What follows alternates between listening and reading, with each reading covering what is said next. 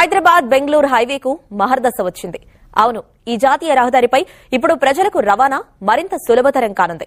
ఇప్పుడున్న 4 లైన్ల నుంచి ఏకంగా 12 వరుసలకు విస్తీర్ణం చేస్తుండటంతో గతంలో ఎన్నడూ లేనంతగా ఆర్థిక పారిశ్రామిక వృద్దితో సీమ జిల్లాలు కలకల్లాడనున్నాయి. దీంతో రాయలసీమ ముఖ చిత్రమే మారిపోనుంది. ముఖ్యంగా వాహన రద్దీ, భవిష్యత్తు అవసరాలను అంచనా వేసి ఈ రహదారిని 12 వరుసలుగా విస్తరించేందుకు కేంద్రం సిద్దమైంది.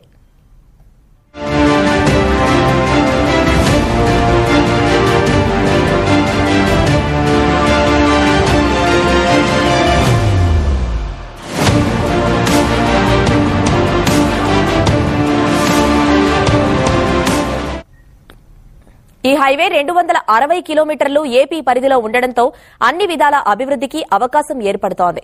విశాలమైన రహదారులు, సమీపంలో విమానాశ్రయాలు, నౌకాశ్రయాలు ఉంటే పారిశ్రామికవేత్తలు కూడా దృష్టి పెడతారు. దీనికి తోడు తక్కువ ధరలకు భూములు లభిస్తే పరిశ్రమలు పెట్టేందుకు పోటీ పడతారు. ఇప్పుడు హైదరాబాద్ బెంగళూరు హైవే విస్తీర్ణంతో ఇదే జరగనుంది. ఉమ్మడి కర్నూలు, అనంతపురం జిల్లాలకి ఈ ప్రయోజనాలన్నీ కలగనున్నాయి.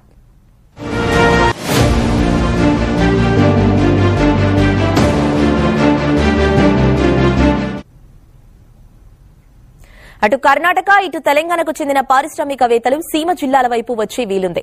ముఖ్యంగా కర్ణాటకలోని బెంగళూరు శివారు వరకు భూముల ధరలు భారీగా ఉన్నాయి.